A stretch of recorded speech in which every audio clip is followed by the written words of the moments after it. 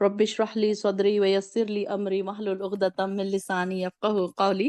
اللهم لا سهل إلا ما جعلته سهلا وأنت تجعل الحزن إذا شئت سهلا. ربي يسر ولا تؤثر. اللهم فقهنا في الدين. اللهم فقهنا في الدين. اللهم إني أسألك علما نافعا ورزقا طيبا عملا متقبلا. اللهم أن تجعل القرآن ربيع قلوبنا وجلاء حزننا وذهب همنا. آمین یا رب العالمین۔ سورہ دخان، دخان کا مطلب ہے دھواں۔ حامیم والکتاب المبین انا انزلناہ فی لیلۃ مبارکۃ انا کنا منذرین۔ اس کتاب کی قسم، واضح کتاب کی قسم کہ ہم نے اسے خیر و برکت والی رات میں نازل کیا، کیونکہ ہمیں بلا شبہ اس سے ڈرانا مقصود ہے۔ انا کنا منذرین، تو یہاں پر دیکھیے یہ کون سی رات کی طرف اشارہ ہے؟ اب یہ یعنی کہ جس رات قرآن نازل ہوا وہ خیر و برکت والی رات تھی، کیونکہ اس رات کو تمام دنیا کی ہدایت کا اہتمام کیا جا رہا۔ یہ دیکھیے وہ رات کتنی اہم تھی، اور اس مقام پر اس رات کو کیا کہا گیا؟ لیلۃ مبارکہ، مبارک رات، برکت والی رات، یہ کہا گیا نا۔ اور سورہ قدر میں بھی لیلۃ القدر کہا گیا، یعنی کہ بڑی قدر والی، منزلت والی، عزت والی رات، اور وہ رات جس میں بڑے اہم فیصلے کیے جاتے ہیں۔ تو یہاں پر یہ دیکھیے کہ اس میں اگلی آیت میں بتایا جا رہا ہے کہ اس رات ہمارے حکم سے ہر معاملے کا حکیمانہ فیصلہ کر دیا جاتا ہے۔ اور یہاں پر اب یہ بھی بتایا جا رہا ہے کہ اس رات میں فیصلے ہوتے ہیں، سارے سال بھر کے اس میں فیصلے ہوتے ہیں، تو مطلب دونوں کا ایک ہی ہے۔ تو یہاں ایک ہی رات کو لیلۃ مبارکہ کہا گیا ہے، سورہ قدر میں بھی لیلۃ القدر، اب یہاں پر بات ہو گئی کہ اس میں بھی یہاں پر یہ بات آ گئی۔ اور یہ رات سورہ قدر کے بارے میں احادیث میں کیا آتا ہے کہ رات ماہ رمضان کے آخری عشرے کی تاخ راتوں میں۔ اچھا، آپ لوگوں نے ایک بات آبزرو کی کہ جب ہم پچھلے مہینے رجب میں ہم جب کون سی رات ہوتی ہے وہ شب معراج، تو جب شب معراج تھی اسی وقت ہم نے معراج کا واقعہ پڑھا تھا۔ اور آج دیکھیے کہ 2-3 دن میں لوگ جو بدعت کرتے ہیں شب برات کی، جو شعبان کی 15ویں شب کو جو کچھ بدعت لوگوں نے بنائی ہوئی ہیں، تو یہ دیکھیے کہ اسی موقع کے حساب سے ہماری آیتیں چل رہی ہیں۔ اس وقت ہم نے شب معراج کا واقعہ شب معراج نہیں، معراج کا واقعہ پڑھا تھا، اور جب ہی شب معراج تھی میرے خیال سے دوسرے دن یا اس کے آس پاس کسی دن۔ اور آج ہمارا یہ اس سے بہت سارے لوگوں نے یہ والی جو آیت ہے کہ اس سے کون سی رات مقصود لے لی ہے، انہوں نے اس سے یہ کہا کہ یہ رات شب برات کی رات ہے، کیونکہ اس میں فیصلے ہوتے ہیں۔ تو یہاں پر دیکھیے برات کا جہاں پر کچھ لوگوں نے ماہ شعبان کی 15ویں تاریخ اس کو قرار دے لیا ہے، اس کا نام شب قدر یا شب برات رکھ لیا۔ اب یہ یہاں پر شب برات، شب قدر کے بارے میں تو ہمیں آتا ہے، شب قدر کا تو ذکر قرآن میں موجود ہے، لیکن دیکھیے کہ شب برات، شب معراج، نہ اس کا کہیں احادیث میں ذکر ہے اور نہ کہیں قرآن میں ذکر ہے۔ اب یہاں پر بھی لیلۃ مبارکہ کہا گیا ہے، تو لوگوں نے اس سے کیا مراد لے لیا؟ شب برات۔ تو یہاں پر یہ دیکھیے کہ ان لوگوں نے کیا کیا کہ برات کا لفظ قدر کا نہیں ہو سکتا نا، کہ برات کا لفظ ہی مطلب اردو میں ہے ہی، ایک تو عربی میں اس کا میننگ ہے بیزارگی، تو برات، شب برات کیسے ہو سکتی ہے؟ مطلب بیزارگی والی رات تو نہیں ہو سکتی نا۔ تو یہاں پر اس کے میننگ ان لوگوں نے کچھ نئے بھی بتائے ہیں، اور دوسرے یہ یہاں پر اس رات کو انہوں نے اس آیت سے متصل کیا ہے کہ یہی آیت سے اس سے ریلیٹ کرتی ہے کہ یہ وہی رات ہے۔ تو اب اس میں کیا کرتے، فارسی زبان میں ترجمہ کر کے انہوں نے ایک دوسری رات بنا کر اس کا تہوار منانے لگے، اس میں پٹاخے جلانے لگے۔ اب جیسے کہ ہندو لوگ اپنے دسہرے کے موقع پر کرتے ہیں، مسلمانوں نے بھی شب برات سے متعلق اپنے تہوار منانے کے اس طریقے سے انہوں نے شروع کر دیا۔ اب رہی بات یہ کہ سارے کا سارا قرآن اسی رات اترا تھا، جیسا کہ بظاہر اس سورت اور سورہ قدر سے معلوم ہوتا ہے، تو اس کا جواب یہ ہے کہ سارے کا سارا قرآن جو ہے لوح محفوظ میں اترا تھا، اور پھر فرشتوں اور بالخصوص جبرائیل علیہ السلام کے حوالے کر دیا گیا تھا، اور پھر سارا قرآن آسمان دنیا پر اتار دیا گیا۔ پھر یہ وہاں سے جب جب ضرورت پیش آتی رہی، 23 سال میں، 23 ایئرز میں رسول اللہ صلی اللہ علیہ وسلم پر نازل ہوتا رہا۔ یہ ہمیں پتا ہے نا کہ اس کی سب سے پہلی 5 آیت کون سی آئی تھی؟ سورہ علق کی 5 آیت رسول اللہ صلی اللہ علیہ وسلم پر غار حرا میں نازل ہوئی تھی۔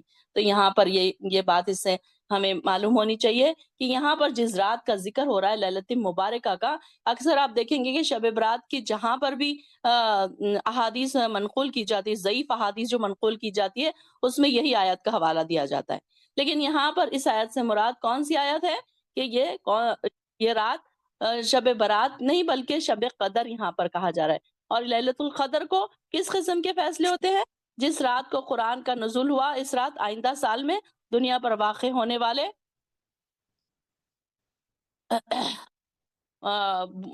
یہاں پر بہت سارے اہم امور کے نہایت ٹھوس اور پائیدار فیصلوں کر کے فرشتوں کے حوالے کر دیے جاتے ہیں شب قدر کے لیے۔ تو یہ فیصلے سراسر حکمت پر مبنی ہوتے ہیں، اور اس مضمون کو سورہ قدر میں یوں بیان کیا گیا کہ اس رات ملائکہ اور جبریل اور اپنے پروردگار کے اذن سے ہر طرح کا حکم لے کر اترتے ہیں۔ آگے ہم پڑھیں گے انشاءاللہ سورہ قدر میں یہ۔ تو اس آیت سے معلوم ہوا کہ کائنات کے جو ساری چیزیں چلا رہے ہیں، تو اس کے بارے میں یہ ایک ایسی رات ہے جس میں اللہ تعالیٰ افراد، اقوام، ملکوں کی قسمتوں کے فیصلے کر کے اپنے فرشتوں کے حوالے کر دیتا ہے، پھر وہ انہی فیصلوں کے مطابق عمل درآمد کرتے رہتے ہیں۔ یعنی یہ ساری چیزیں فرشتوں کو دے دی جاتی ہے، کون مرے گا، کون پیدا ہوگا، کس کا عروج ہوگا، کس کا زوال ہوگا، کہاں قحط پڑے گا، کہاں زلزلے آئیں گے، کس کے اوپر کیا کیا پریشانیاں آئیں گی، یہ ساری چیزیں ہیں۔ تو یہ ساری چیزوں کے فیصلے جو ہوتے ہیں وہ کون سی رات ہے؟ شب قدر کی رات ہے۔ تو یہاں پر لوگوں نے اس کو کون سی رات بنا لی؟ شعبان کی 15ویں شب۔ جبکہ آپ دیکھیں گے کہ نہ ہمارے رسول سے کہیں ہمیں یہ ملتا ہے کہ رسول اللہ صلی اللہ علیہ وسلم نے شب برات میں عبادتیں کی، یا پھر کہیں ملتا ہے آپ کو کہ ان کی امہات المومنین نے عبادتیں کی، یا پھر صحابہ تھے، حضرت عمر تھے، حضرت ابوبکر صدیق تھے، کسی کی ہسٹری میں کہیں ہمیں ملتا ہے کہ ان لوگوں نے شب برات کو رات میں عبادتیں کی؟ اگر ہمیں نہیں ملتا تو یہ باتیں ہم نے کہاں سے لائی ہیں؟ اور کچھ لوگ اس بارے میں اتنے زیادہ سخت ہوتے ہیں، وہ کہتے ہیں کہ عبادتوں سے ہمیں روکا جا رہا ہے، ہم تو عبادتیں نہیں کر رہے۔ ہاں ٹھیک ہے کہ جو لوگ روز عبادتیں کرتے ہیں وہ کرتے رہیں، وہ ایسے کوئی خاص ایک رات کو اٹھ کے عبادت کریں گے تو پھر وہ بدعت میں شامل ہو جائے گا۔ بلکہ آپ کا تو روٹین یہ ہونا چاہیے، ایک مومن، ایک سچا اور پکا مومن اللہ کا جو مقرب فرشتہ ہوتا ہے، وہ روز اپنے آپ کو بستروں سے الگ رکھتا ہے۔ کیا ہم نے پڑھا تھا کہ جو نیک لوگ ہوتے ہیں، صالح لوگ ہوتے ہیں، ان کے پہلو بستروں سے الگ ہوتے ہیں، تو ہر روز تہجدیں پڑھتے ہیں۔ ایک دن اٹھ کے نہیں پڑھتے، ایک رات اٹھ کے نہیں پڑھتے کہ شب برات میں پوری رات جاگ لیا، شب قدر میں پوری رات، شب معراج میں پوری رات جاگ لیا، اور شب قدر میں پوری رات جاگ لیا، بس 3 راتیں جاگ لی اور بس خوش ہو گئے کہ ہم نے بہت ساری عبادتیں کر لی۔ بلکہ آپ اگر تہجد میں آدھا گھنٹہ بھی پڑھتے ہیں، 15 منٹ بھی پڑھتے ہیں، تو یہ آپ کے لیے بہت ویلیویبل ہے، کیونکہ آپ اپنی نیند چھوڑ کے اٹھے ہیں نا، یا اللہ کے لیے اٹھے ہیں آپ کو اتنی وہ ٹائم تیسرے پہر جب انسان کی جو نا بہت زیادہ نیند پکی ہوتی ہے، اس ٹائم اٹھنا انسان کے لیے بڑا ہی مشکل کام ہے۔ تو یہاں پر وہ بتایا جا رہا ہے کہ یہ کون سی رات ہے؟ لیلۃ مبارکہ ہے، اور یہ رات میں ہم نے قرآن نازل کیا، کیا مقصد تھا ہمارا؟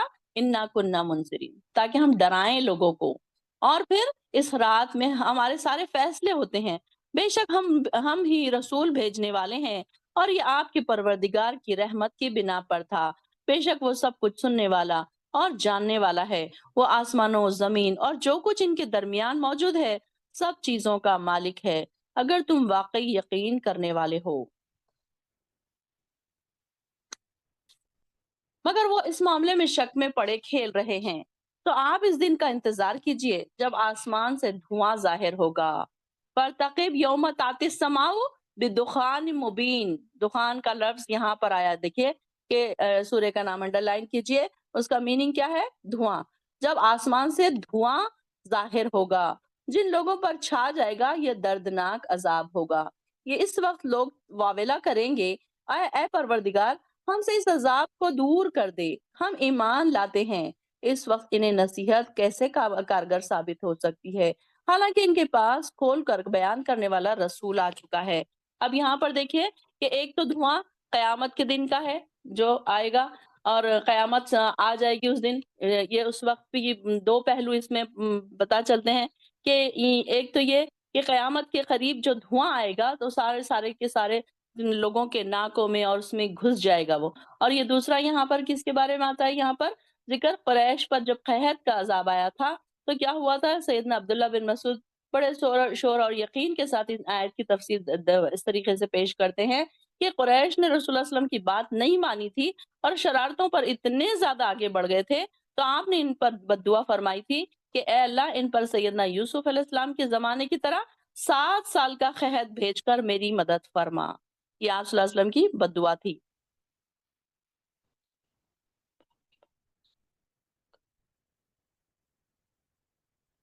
اور پھر آخر میں ان پر ایسا سخت عذاب آیا، ایسا سخت نازل عذاب ہوا ان کے اوپر کہ وہ ہڈیاں اور مردار تک کھانے کی لگے، یعنی کہ نوبت یہاں تک پہنچ گئی کہ ان کی اتنی زیادہ ان کے اوپر قحط کا زمانہ آیا کہ جب یہ اتنے زیادہ بھوک کی شدت سے اتنے زیادہ نڈھال ہو گئے تھے یہ لوگ کہ جب آسمان کی طرف دیکھتے تو ان کو صرف ایک دھواں سا دکھائی دیتا۔ یعنی کہ دیکھیے کہ اب جب انسان بہت ویک ہو جاتا ہے تو اس کو بلیک آؤٹ ہو جاتا ہے نا، ایک دم آنکھ کھولتا ہے تو اس کی آنکھوں کے سامنے اندھیرا اندھیرا سا چھا جاتا ہے، تو وہاں ایک دھواں سا دکھائی دیتا ہے تھا۔ تو اس وقت ابو سفیان آپ کے پاس آ کر کہنے لگا محمد صلی اللہ علیہ وسلم تمہاری قوم ہلاک ہو رہی ہے، دعا کرو کہ یہ اللہ یہ قحط ختم کر دے۔ تو چنانچہ آپ نے دعا فرمائی اور مشرک بھی کہنے لگے پروردگار ہم پر سے یہ عذاب دور کر دے، ہم ایمان لاتے ہیں۔ اب یہ دیکھیے کہ ان لوگوں کا یہی طریقہ کار ہوتا تھا کہ جب ان کے پاس کوئی عذاب آتا تب یہ کہتے کہ ہم ایمان لاتے، اور جب عذاب ہٹ جاتا تو پھر یہ کیا کرتے کہ یہ پھر سے وہی اپنے شرک میں مبتلا ہو جاتے۔ تو انہوں نے کیا کہا کہ اے نبی اب ہم ایمان لاتے ہیں۔ تو اللہ تعالیٰ نے فرمایا دیکھو جب یہ عذاب ہٹ جائے گا تو یہ لوگ پھر شرک کرنے لگیں گے۔ خیر آپ کی دعا کی وجہ سے اللہ تعالیٰ نے یہ عذاب ہٹا لیا، اور پھر وہ لوگ کیا ہوئے، پھر کفر شرک میں پڑ گئے وہ لوگ۔ تو اللہ تعالیٰ نے یہ آیت اتاری یوم نبطش البطشۃ الکبریٰ انا منتقمون۔ بطشہ سے مراد بدر کی سزا ہے کہ یہ ان کو آخرت کا عذاب تو ان سے کبھی موقوف نہیں ہوگا، ہٹے گا نہیں، لیکن یہ ساری چیزیں جو ہے ان کے ساتھ آ کر رہے گی دنیا میں بھی، اور یہ دخان جو ہے دھوئیں کا عذاب بھی ان کے اوپر آیا تھا۔ اب دخان مبین سے مراد کون سا دھواں ہے؟ یہاں پر دھوئیں سے مراد وہ دھواں بھی ہے جو قیامت کے قریب چھا جائے گا، اور وہ قیامت کی ایک علامت ہوگا جو روایت کے مطابق یہ دھواں 40 دن ہو سکتے ہیں یا اس کے نہیں پتا، لیکن 40 دن بھی ہو سکتے ہیں، تو زمین پر رہے گا، وہ ایک دم کھڑا کا کھڑا رہے گا، کہیں جائے گا نہیں جیسے کہ وہ دھواں۔ نیک آدمی پر اس کا اثر بہت ہی ہلکا ہوگا، نیک لوگوں کو اس کا کوئی اثر نہیں ہوگا۔ پہلی بات تو ہم نے کیا پڑھا کہ قیامت نیک لوگوں پر قائم نہیں ہوگی، اور دوسرے اگر کوئی ہوگا تو ان کے اوپر اس کا کوئی اثر نہیں ہوگا، بس اس سے انہیں ہلکا سا زکام سا ہو جائے گا۔ لیکن کافر اور منافق کے لیے دھواں سخت تکلیف دہ ثابت ہوگا، اور یہ دھواں شاید وہی یہ جو آسمانوں کا جو مادہ ہے جس کا ذکر ہم نے پڑھا تھا ثم استوى الى السماء وهي دخان، ہم نے پڑھا تھا نا پہلے کہ اللہ تعالیٰ نے پھر آسمان کو بلند کیا، برابر کیا، اور اس سے پہلے وہ دھواں تھا۔ تو یہاں پر بھی وہی کہ اللہ تعالیٰ سے مراد قیامت کا عذاب بھی لیتے ہیں، واللہ عالم الصواب کے تفاسیر میں دونوں دھواں کی طرف اشارہ ہے کہ یا تو یہ دھواں ہے یا تو وہ دھواں ہے۔ تو پھر یہاں پر حالانکہ اس وقت انہیں نصیحت کیوں کارگر ہوگی، حالانکہ ان کے پاس کھول کر بیان کرنے والا رسول آ چکا، پھر ان لوگوں نے اس رسول سے منہ پھیر لیا اور کہنے لگے یہ تو سکھایا پڑھایا ہوا دیوانہ ہے، ہم تھوڑی مدت کے لیے عذاب ہٹا دیں گے مگر تم لوگ پھر وہی کچھ کرو گے جو پہلے کرتے تھے، پھر جس دن ہم بڑی سخت گرفت کریں گے پھر انتقام لے کر رہیں گے۔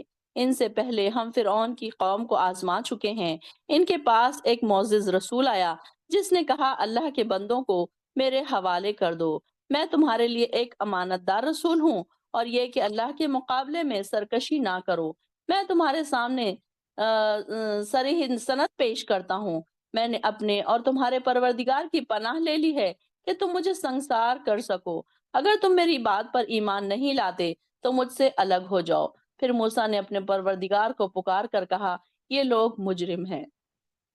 اللہ نے حکم دیا اور میرے بندوں کو رات کے وقت لے کر نکل جاؤ، یقیناً تمہارا پیچھا کیا جائے گا، فَأَسْرِ بِعِبَادِي لَيْلًا إِنَّكُمْ مُتَّبَعُونَ، اور سمندر کو کھڑے کا کھڑا چھوڑ کر پار نکل جاؤ، تمہارے بعد ان کا تمام لشکر ڈبو دیا جائے گا۔ وہ کتنے ہی باغ اور چشمے چھوڑ گئے، اور کھیت اور عمدہ عمارتیں بھی، اور نعمت کے سامان بھی جن سے وہ مزے اڑاتے تھے۔ اب دیکھیے نا کہ فرعون کا کیا عالیشان محل ہوگا، کیا ان کے باغات ہوں گے، کیا ان کے عیش و عشرت کی چیزیں ہوں گے، اور انہوں نے تو سوچا بھی نہیں ہوگا کہ اب ہم جا رہے ہیں تو ہم واپس ان ساری چیزوں میں لوٹنے والے ہی نہیں ہیں۔ تو یہاں پر بھی دیکھیے کہ یہ بھی انسان کی ایک زندگی کے لیے ایک ایگزامپل ہے کہ فرعون جیسے کہ اتنا بڑا بادشاہ، اتنا اس کے پاس ہر چیز کی آسائشیں تھی، آرام تھی۔ ہم بھی دیکھیے نا کہ دنیا زندگی ہم پوری لگا دیتے ہیں اپنے گھر کو سجانے میں، سنوارنے میں، اور جب گھر بن جاتا ہے تو ہمارے جانے کا وقت آتا ہے۔ جب گھر میں ساری چیزیں آ جاتی ہیں، ہماری خواہش کی، ہماری ایک ایک چیز کی ہم جو جو جمع کرنا چاہتے ہیں، سالوں سے جو کوششیں ہوتی ہیں، تو انسان جب ساری چیزیں بنا لیتا ہے تو اس کے جانے کا وقت آتا ہے، تو وہ ساری کی ساری چیزیں دنیا میں پھر پیچھے والوں کے، اپنے وارثوں کے لیے چھوڑ کر چلا جاتا ہے۔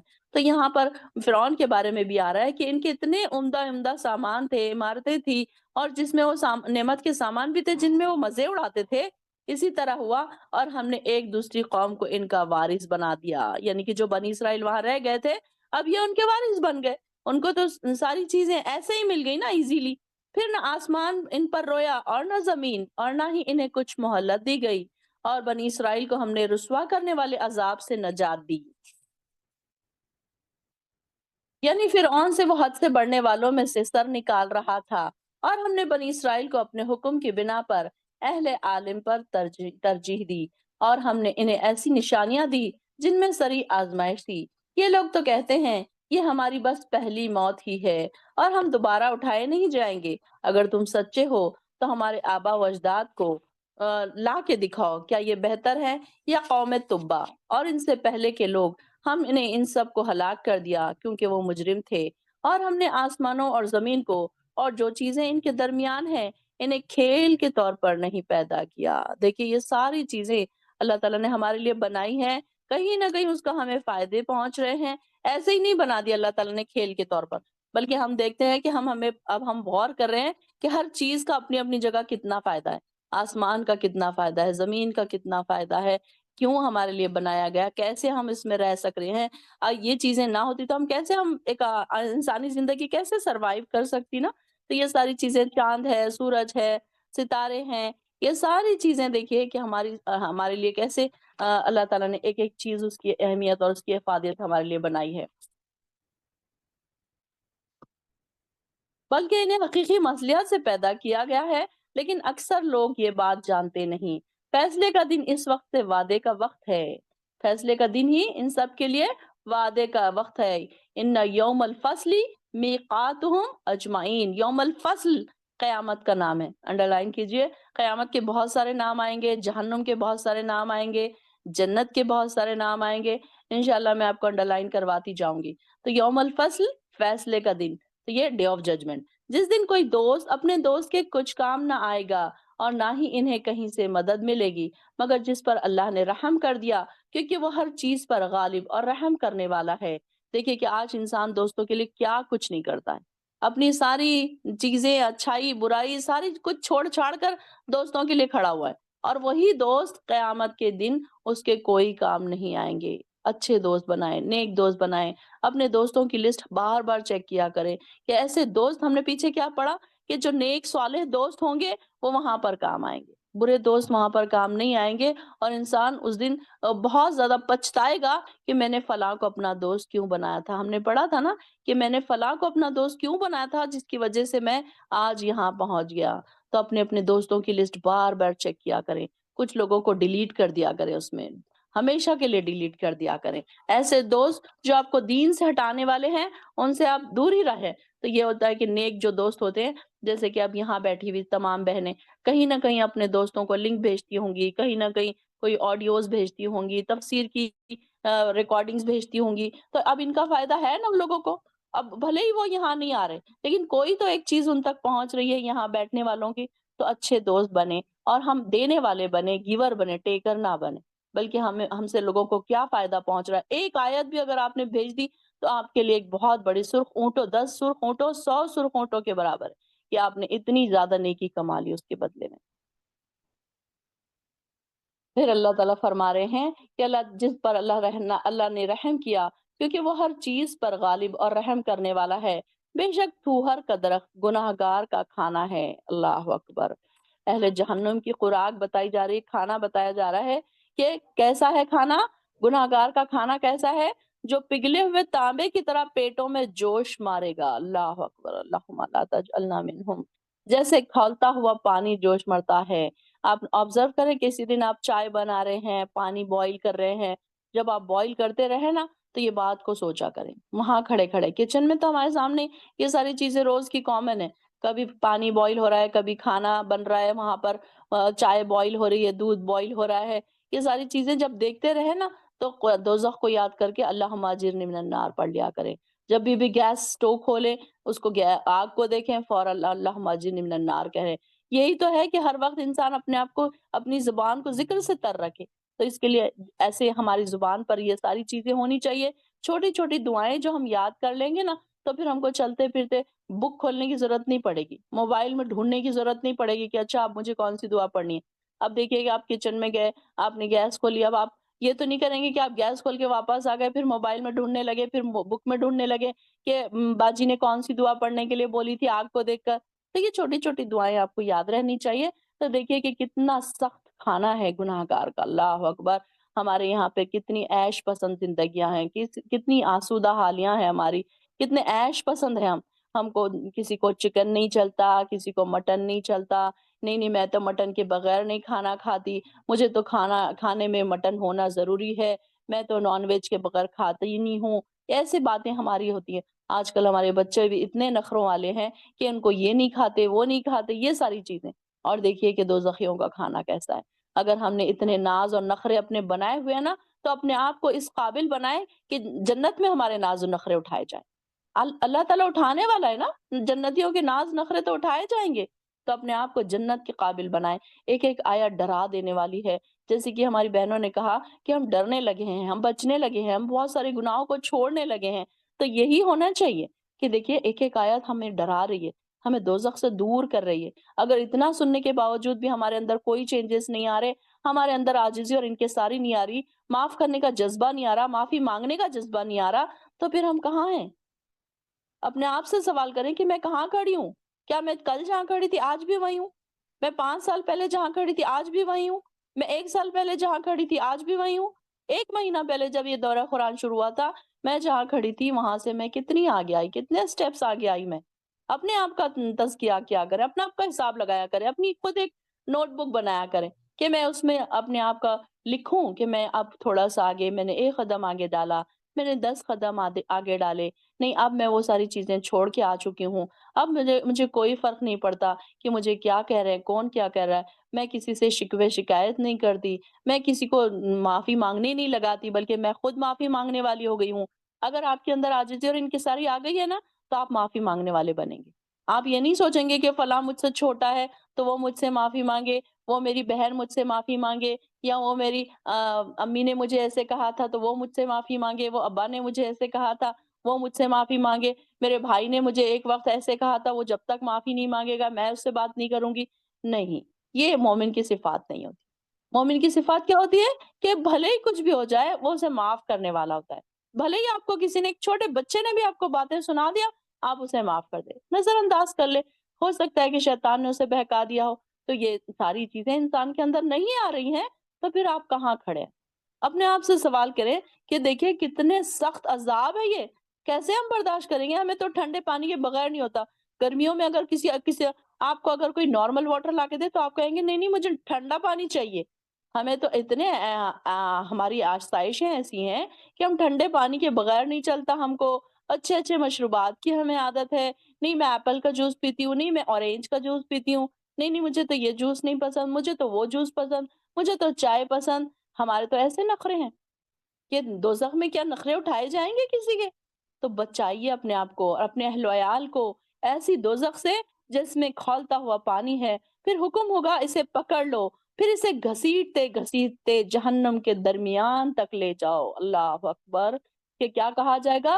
خذوہ فاعتلوہ الی سواء الجحیم، پکڑو اسے، کھینچو۔ کتنی بے عزتی والا ہے، دیکھیے نا کہ کوئی عزت سے نہیں لے کر جا رہا ہے دوزخ میں، کھینچ کر پکڑ کر سارے فرشتے۔ بھلا کون جانا چاہے گا دوزخ کے قریب؟ لیکن وہاں پر اتنی موٹی موٹی زنجیریں اور پھر فرشتے کھینچ کر، ڈھکیل کر، ذلیل کر کر وہاں پر ڈالا جائے گا۔ اللہ اکبر! اللہم لا تجعلنا منہم، اللہ تو رحم فرمانا۔ اللہ تو ہمیں ایسے کام سے بچا لینا جو دوزخ کی طرف لے جانے والے ہیں۔ اللہم اجعلنا کہ اللہ تو جنت والوں میں ہمیں داخل فرما دینا، اللہ ہم سے ایسے کام کروانا کہ ہم جنت والے بن جائیں، اللہ رب والے بن جائیں۔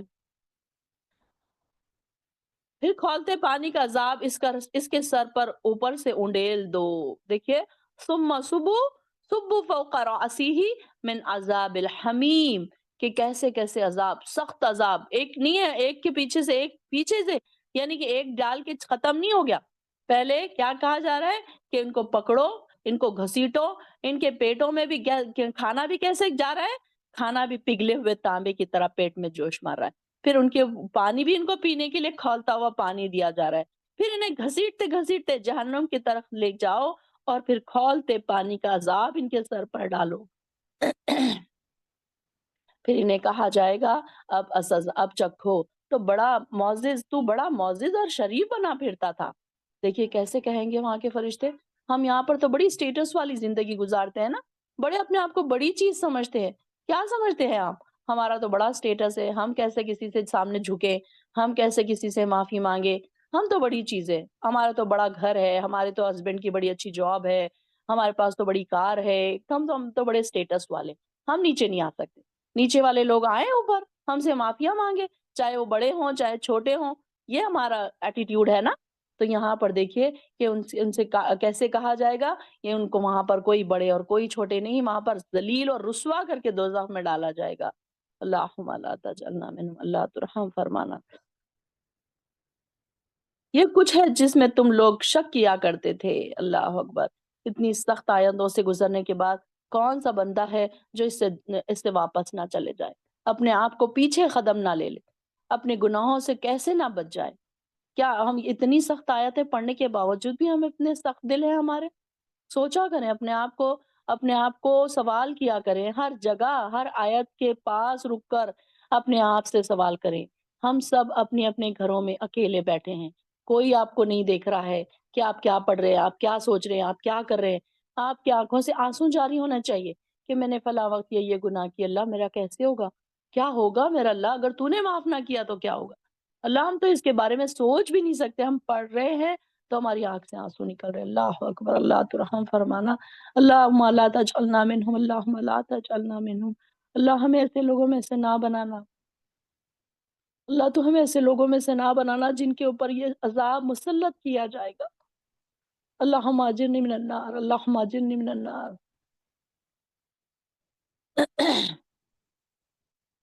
اس کے مقابلے میں پرہیزگار لوگ امن کی جگہ میں ہوں گے۔ اللہ اکبر، دل خوف سے بیٹھا جا رہا تھا کہ اللہ کیسے ہوگا، اللہ کیسے ہوگا، کیا کریں گے کیا کریں گے، اللہ ہم تو گناہ گار ہیں، اب تو جاگے ہم، اب تو 40-50 کے بعد ہماری آنکھیں کھلی، اللہ ہم کیسے کریں گے۔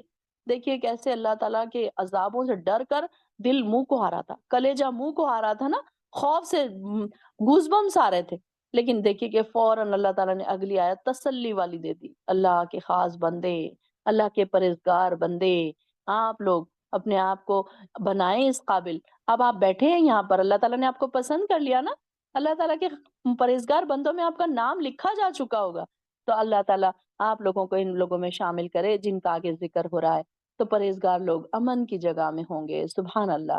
باغوں اور چشموں میں باریک اور گاڑے ریشم کا لباس پہنے آمنے سامنے بیٹھے ہوں گے، اور ہم انہیں بڑی بڑی آنکھوں والی اور گوری گوری عورتوں سے بیاہ دیں گے، سبحان اللہ۔ اللہم اجعلنا منہم، اللہ ہم سے ایسے کام کروا کہ ہم یہ جنتوں تک پہنچ جائے، اللہ ہمیں ان جنتوں کا وارث بنا دے، اور ہم کو ہی نہیں، ہمارے اہل و عیال کو، ہماری نسلوں کو، ہمارے دوست احباب کو، ہمارے سارے گروپ کے لوگوں کو اللہ تعالیٰ اس جنت کا وارث بنا دے جن کا تو یہاں پر ذکر کر رہا ہے۔ وہ وہاں امن و اطمینان سے رہیں گے اور ہر قسم کے میوے طلب کریں گے، وہاں وہ موت کا مزہ نہیں چکھیں گے، بس پہلی موت جو دنیا میں آ چکی سو آ چکی۔ اللہ انہیں جہنم کے عذاب سے بچا لے گا، یہ آپ کے پروردگار کا فضل ہوگا، یہی بہت بڑی کامیابی ہے۔ اس نے قرآن کو آپ کی زبان میں آسان بنا دیا ہے تاکہ لوگ نصیحت حاصل کریں، تو آپ انتظار کیجئے اور وہ بھی انتظار کریں گے۔ بِلِسَانِكَ لَعَلَّهُمْ يَتَذَكَّرُونَ فَإِنَّمَا يَسَّرْنَاهُ۔ دیکھیے کہ قرآن ہمارے لیے کتنا آسان ہے، اب اس کے باوجود بھی اگر ہم نصیحت نہیں حاصل کریں تو فالٹ کس کا ہے؟ اللہ تعالیٰ نے تو ساری چیزیں کھول کھول کر بیان کر دی نا اس قرآن میں۔ پڑھ رہے ہیں ہم، ایک ایک چیز سمجھ رہے ہیں کہ ہاں واقعی اللہ تعالیٰ نے ہر چیز بیان کر دی کھول کھول کر، اس کے باوجود بھی اگر ہم نہیں سمجھ رہے ہیں تو ناسمجھ تو ہم ہی ہوئے نا۔ اس میں قرآن کا تو کوئی قصور نہیں کہ اچھا ہمیں عربی نہیں آتی، اچھا ہم نے سمجھنے کی کوشش ہی نہیں کی۔ اب یہ ہماری غلطی ہے کہ 40-50 سال تک ہم اس کو غفلت کے اندھیروں میں رہے، ہم نے سمجھنے کی کوشش ہی نہیں کی۔ تو ہماری کوشش تھی، اگر ہماری کوشش ہے تو پھر ہم یتذکرون میں شامل ہو جائیں گے نا، نصیحت کرنے والوں میں شامل ہو جائیں گے۔ اللہ تعالیٰ ہمیں نصیحت کرنے والوں میں شامل کر دے لے، آمین یا رب العالمین۔ سورۃ الجاثیہ، جاثیہ کا مطلب ہے گھٹنوں کے بل۔ حامیم، بسم اللہ الرحمن الرحیم، یہ کتاب اللہ تعالیٰ کی طرف سے نازل ہوئی ہے جو زبردست اور حکمت والا ہے۔ بے شک آسمانوں اور زمین میں ایمان لانے والوں کے لیے کئی نشانیاں ہیں، اور خود تمہاری ان جانوروں کی پیدائش میں جو اس نے زمین میں پھیلا رکھے ہیں یقین کرنے والوں کے لیے نشانیاں ہیں۔ نیز رات اور دن کے عدل بدل کر آنے میں، اور اللہ تعالیٰ نے جو آسمان سے رزق نازل فرمایا پھر اس سے زمین کو مرنے کے بعد زندہ کر دیا، اور ہواؤں کی گردش، ان میں ان لوگوں کے لیے بہت نشانیاں ہیں جو عقل سے کام نہیں لیتے۔ یہ دیکھیں کہ یہاں ہر چیز میں نشانی ہے عقل والوں کے لیے۔ بات کس کی ہو رہی ہے؟ لِقَوْمِ يَعْقِلُونَ۔ اب اپنے آپ سے سوال کریں، کیا میں ہوں عقل والی؟ کیا مجھے نشانی نظر آتی ہے؟ کیا میں ہر جگہ نظر اٹھاتی ہوں تو کیا مجھے اللہ کی نشانی نظر آتی ہے؟ کبھی کبھی اپنی کھڑکی کھول کے دیکھیں آسمان کی طرف، درختوں کی طرف دیکھیں، زمین کی طرف دیکھیں۔ جب آپ سفر کریں تو دور دور تک زمین کو دیکھیں، کہیں اس کا کونا نہیں نظر آتا۔ کبھی کبھی اینڈ پوائنٹ نظر آیا آپ کو زمین کا کہ یہاں پر زمین ختم ہو رہی ہے، کہ زمین کا کنارہ آپ کو نظر آیا؟ یہاں پر ہر چیز کیسے پیدائش ہو رہی ہے، جانوروں کی، انسانوں کی، پودوں میں بھی دیکھیے کہ کیسے ورائٹیز ہے، پھلوں میں دیکھیے کہ کیسے ورائٹیز ہے، میٹھے ہیں، کھٹے ہیں، ہر پھل کے ٹیسٹ الگ الگ ہے۔ ہر چیز میں نشانیاں ہیں، کس کے لیے ہے؟ لِقَوْمِ يَعْقِلُونَ، عقل والوں کے لیے۔ اب جن کو ٹائم ہے تو وہ سوچتے ہیں، اور جن کو ٹائم نہیں ہے تو بس وہ کھاتے ہیں، پیتے ہیں اور سوتے ہیں، بس کام کرتے ہیں سوتے ہیں، کام کرتے ہیں تھکتے ہیں اور سوتے ہیں، یہی ان کی زندگی ہے۔ یہ اللہ کی آیات ہے جنہیں ہم آپ کو ٹھیک ٹھیک پڑھ کر سناتے ہیں۔ پھر اللہ اور اس کی آیات کے بعد آخر وہ کون سی بات ہے جس پر لوگ ایمان نہیں لائیں گے؟ یہاں سے پڑھی آگے سے آپ۔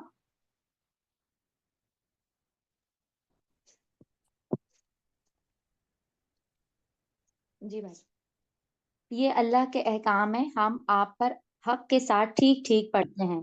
بس اللہ کے بعد اور اس کی آیات کے بعد وہ کس پر ایمان لائیں گے؟ خرابی ہے ہر جھوٹ باندھنے والے گنہگار کے لیے۔ وہ اللہ کی آیات کو سنتا ہے جو اس پر پڑھی جاتی ہیں، پھر تکبر کرتا ہوا اڑا رہتا ہے گویا اس نے سنا ہی نہیں۔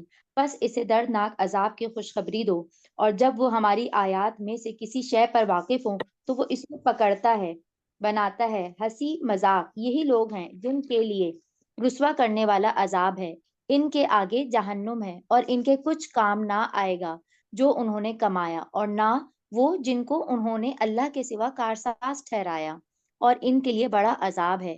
یہ قرآن سراسر ہدایت ہے، اور جن لوگوں نے کفر کیا اپنے رب کی آیات کا، ان کے لیے دردناک عذاب میں سے ایک بڑا عذاب ہوگا۔ اللہ وہ ہے جس نے تمہارے لیے دریا کو مسخر کیا تاکہ چلیں اس میں اس کے حکم سے کشتیاں، اور تاکہ اس کے فضل سے روزی تلاش کرو، اور تاکہ تم شکر کرو۔ اور اس نے تمہارے لیے مسخر کیا جو آسمانوں میں اور زمین میں ہے، سب کو اپنے حکم سے۔ بے شک اس میں غور و فکر کرنے والے لوگوں کے لیے نشانیاں ہیں۔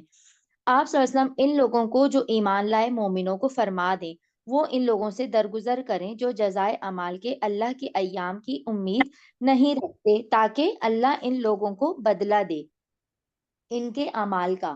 جس نے نیک عمل کیے اپنی ذات کے لیے کیے، اور جس نے برا کیا تو اس کا وبال اسی پر ہوگا، پھر تم اپنے رب کی طرف لوٹائے جاؤ گے۔ اور ہم نے بنی اسرائیل کو کتاب، توریت اور حکومت اور نبوت دی، اور ہم نے انہیں پاکیزہ چیزیں عطا کی، اور ہم نے انہیں جہان والوں پر فضیلت دی، اور ہم نے انہیں دین کے بارے میں واضح نشانیاں دیں، تو انہوں نے اختلاف نہیں کیا مگر اس کے بعد جب کہ ان کے پاس علم آ گیا آپس کی ضد کی وجہ سے۔ بے شک تمہارا رب ان کے درمیان فیصلہ فرمائے گا قیامت کے دن جس میں وہ اختلاف کرتے تھے۔ پھر ہم نے آپ صلی اللہ علیہ وسلم کو دین کے ایک خاص طریقے پر کر دیا تو آپ اس کی پیروی کریں، اور جو لوگ علم نہیں رکھتے ان کی خواہشات کی پیروی نہ کریں، بے شک وہ اللہ کے سامنے آپ کے کام نہ آئیں گے کچھ بھی، اور بے شک ظالم ایک دوسرے کے رفیق ہیں، اور اللہ پرہیزگاروں کا رفیق ہے، ساتھی ہے۔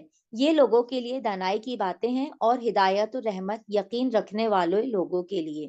کیا وہ لوگ یہ گمان کرتے ہیں جنہوں نے برائیاں کی کہ ہم انہیں ان لوگوں کی طرح کر دیں گے جو ایمان لائے اور انہوں نے اچھے عمل کیے، تاکہ برابر ہو جائے ان کا جینا اور مرنا؟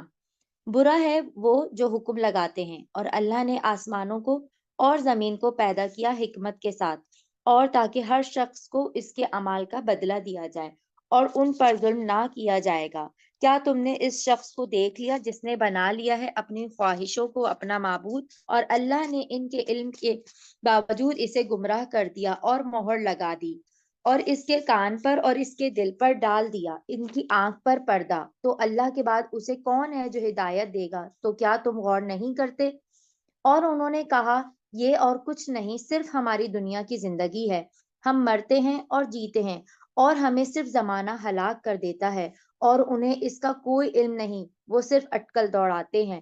اور جب ان پر ہماری واضح آیات پڑھ دی جاتی ہیں تو ان کی حجت دلیل نہیں ہوتی اس کے سوا کہ وہ کہتے ہیں ہمارے باپ دادا کو لے آؤ اگر تم سچے ہو۔ آپ فرما دیں، اللہ ہی تمہیں زندگی دیتا ہے، وہی پھر تمہیں موت دے گا، پھر وہی تمہیں قیامت کے دن جمع کرے گا، جس میں کوئی شک نہیں، لیکن اکثر لوگ نہیں جانتے۔ اور اللہ ہی ہے جس کے لیے بادشاہت اور آسمانوں اور زمین کی، اور جس دن قیامت برپا ہوگی اس دن باطل پرست خسارہ پائیں گے، اور تم ہر امت کو گھٹنوں کے بل گرے ہوئے دیکھو گے، ہر امت اپنے نامہ اعمال کی طرف پکاری جائے گی۔ یہاں آج پہ تمہیں دیکھیے، بدلہ یہاں پہ دیکھیے جاسیہ کا ورڈ آ رہا ہے، وَتَرَى كُلَّ أُمَّةٍ جاسیۃً، کہ آپ ہر گروہ کو دیکھیں گے گھٹنوں کے بل۔ یہ کہ انسان کی کیسی حالت ہوتی ہے کہ جب انسان ذلیل و خوار ہوتا ہے نا تو گھٹنوں کے بل گر جاتا ہے کسی کے سامنے معافی مانگنے کے لیے۔ انسان اس وقت ایسے حال ہو جاتے اس کے کہ جیسے بھی ہو بس معاف کر دے کوئی سامنے والا نا اس کو، اللہ تعالیٰ اس دن اتنے سخت عذابوں کو دیکھ لیں گے نا تو وہ گھٹنوں کے بل ان کے سامنے گر جائیں گے، اور ہر گروہ کو اس کے نام اعمال نامے کی طرف بلایا جائے گا۔ آج تمہیں ان اعمال کا بدلہ دیا جائے گا جو تم کرتے تھے، یہ ہمارا لکھوایا ہوا اعمال نامہ ہے۔ ھذا کتابنا ینطق علیکم بالحق، کہ یہ تمہارے لیے تمہارے متعلق ٹھیک ٹھیک بیان کر دے گی۔ یہ کتاب کس کو کہا جا رہا ہے؟ اعمال نامے کو۔ یہ کتاب خود بتا دے گی کہ یہاں پر کہ دیکھیے کہ کیسے یہاں پر ساری چیزیں بتا رہی ہے، بیان کی جا رہی ہے کہ متعلق ٹھیک ٹھیک بیان کر دے گا جو کچھ تم عمل کیا کرتے تھے۔ ہمیں کوئی ضرورت نہیں پڑے گی کہ ہم نے یہ کیا، ہم نے نہیں کیا، ہم نے کب کیا، ہم نے کہاں بولا، ہم نے تو ایسے نہیں بولا تھا، ہمارا تو ارادہ یہ نہیں تھا۔ ہم دنیا میں کیسے کرتے ہیں، نہیں نہیں ہمارا وہ ارادہ نہیں تھا، نہیں نہیں ہم وہ نہیں بول رہے تھے، وہاں کوئی یہ نہیں بولے گا، بلکہ کتاب خود بول دے گی، عمل نامہ خود بول دے گا کہ تمہارے دلوں میں کیا تھا اور تم بول کیا رہے تھے، تم کر کیا رہے تھے۔ ہمیں یہ ساری چیزوں کے ایکسکیوزز، لیم ایکسکیوزز، لنگڑے لولے بہانے وہاں پر نہیں پیش کرنے پڑیں گے، بلکہ انسان وہاں پر اس کی زبان پر تالے لگ جائیں گے، اس کی زبان کو سٹاپ کر دیا جائے گا اور کہا جائے گا کہ دیکھو ھذا کتابنا ینطق علیکم، یہ بولے گی اب یہ جو کتاب میں ساری چیزیں لکھی ہوئی ہے نا، کس کو دیکھ کر کیا سوچا تھا، کس کو دیکھ کر کیا اشارے کیے تھے، کیا بولا تھا، کیسے حسد کیا، کیسے جلن حسد نظر بد، کیا برائی، کیسے غیبت، اپنوں کے بارے میں برائی، اپنے غیروں کے بارے میں برائی، کس کی کیا کیا کیا تھا، کس کا غلط طریقے سے مال کھایا، کس کو غلط طریقے سے مال کھلایا، حرام طریقے سے پیسے کمائے، کیا کیا کیا تھا، یہ ساری چیزیں ھذا کتابنا ینطق، یہ کتاب بول دے گی سارا کچھ۔ یہ یہاں پر انسان کو نہیں بولنے کی ضرورت ہے۔ کوئی انسان یہاں پر دیکھیے کہ بچوں کو اگر کہتے ہیں کہ تم نے یہ کیوں کیا، تو کہتے ہیں نہیں نہیں ہم نے یہ نہیں کیا، انہوں نے کیا ایسے کیا ویسے کیا۔ اور پھر بڑوں کو اگر کہا جائے تو کہتے ہیں نہیں نہیں ہمارا وہ مطلب نہیں تھا بولنے کا، ہم تو ایسے بول رہے تھے، ہم تو ویسے بول رہے تھے، ہم تو ان کے اچھا چاہتے ہیں، ایسی باتیں کرتے ہیں نا لوگ۔ تو یہاں پر دیکھیے کوئی باتیں کرنے کی ضرورت نہیں ہے، یہ اعمال نامہ جو ہے، کتاب جو ہے، سارا کچھ بتا دے گی، ٹھیک ٹھیک بیان کر دے گی تم کیا عمل کرتے تھے۔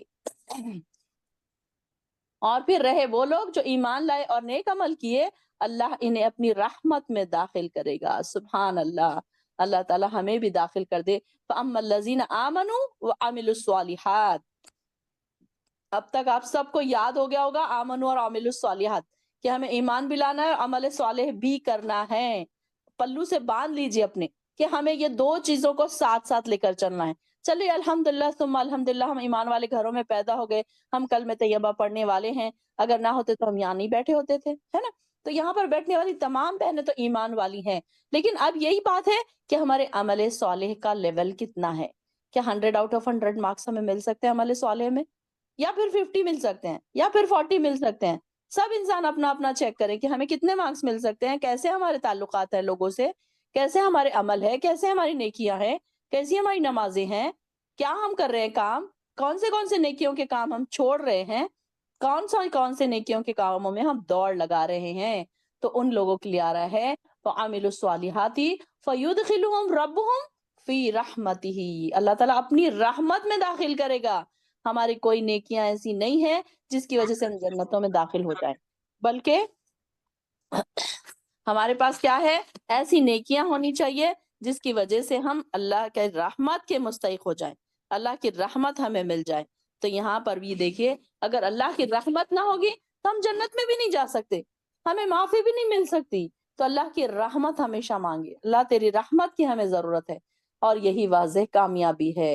هو الفوز المبین. اور جن لوگوں نے کفر کیا انہیں کہا جائے گا کیا تمہیں میری آیات پڑھ کر سنائی جاتی تھی مگر تم اکڑ گئے اور تم تھے ہی مجرم.